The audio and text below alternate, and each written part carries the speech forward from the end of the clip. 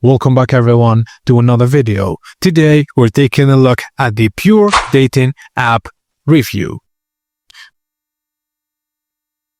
Pure is a dating or hookup app with a very specific angle, temporary profiles and quick connections rather than long-term relationship building. According to the app and multiple reviews, profiles are short-lived, often disappear after 24 hours and focused on immediacy and anonymity.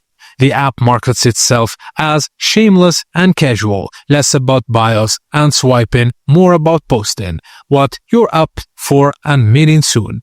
It uses a subscription model which is paid for full access. The profiles and chats vanish or are limited to promote spontaneity and reduce commitment.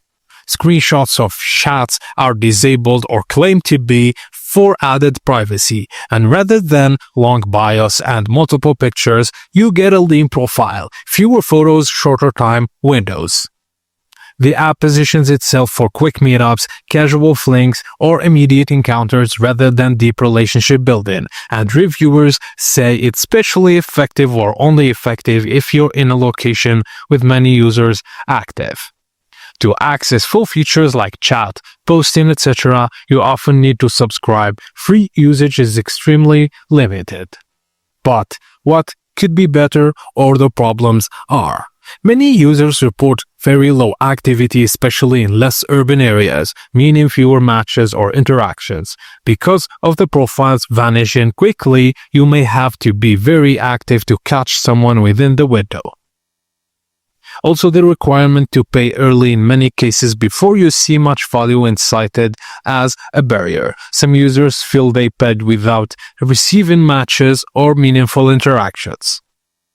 Also, reviews mention fake profiles, bots, or users who would seem to ghost once chat begins. Some users report bans without clarity or feel the moderation is inconsistent, and because of the very casual or immediate meetup angle, users report high risk of unsuitable interaction if that's not what you want.